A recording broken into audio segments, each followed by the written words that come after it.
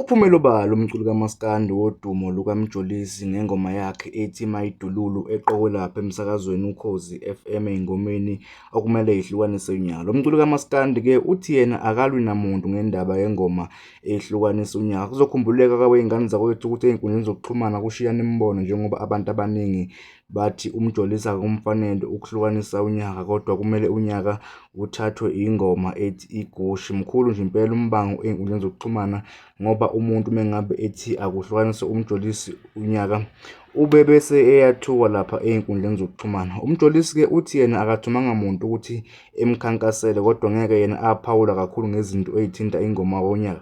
Ngale kokukhuluma kakhulu ngicela ukupha nansi inkulumo kaMjolozi ngesikhathi ekhuluma eveza lezi iy'ndaba laphayana ekhasini lakhe. Kanti-ke ngicela uma ukuthi uyavela ikhasi, ngicela wenze okufanelekile, cofa u-subscribe ulike bese uphinde udlulise ukuphawula lapha ku-comment section. Nansi inkulumo yakhe. Mina angikaze ngisho lutho yabo comes to ukuthi indaba yokuthi ubani ufuna ngivotele ubani ngifanele ngivotele. So abantu njengoba ngingachaza ukuthi umnyana wengoma lapho kwi-top 10 ngaba ngikhankasi mina, nakhona futhi ukukhankasa kwami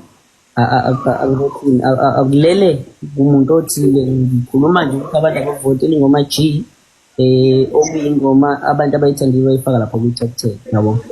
So lento lesemoyeni ake ngithi mina mangisekhaya kunabantu abalwa lapha emgaqweni noma bawuthini, akukwazi ukuya lapha emgaqweni ngiyolamula into engingayazi ukuthi isuswe yini lapha emgaqweni yabo. Ngoba kwesinye isikhathi ngaze ngigcine mina ngilimalele emgaqweni noma mhlawumbe ngifele emgaqweni. Bakubuza ukuthi wayeyonzani emgaqweni, akazi ukuthi wayeyonzani emgaqweni, wayebona nje abantu belwa lapha emgaqweni, waya naye ethi uyolamulela kule into angayazi ukuthi isuswe yini yabo. So ingakho mina ngikhulumela igama lami nesayidi lami yabo.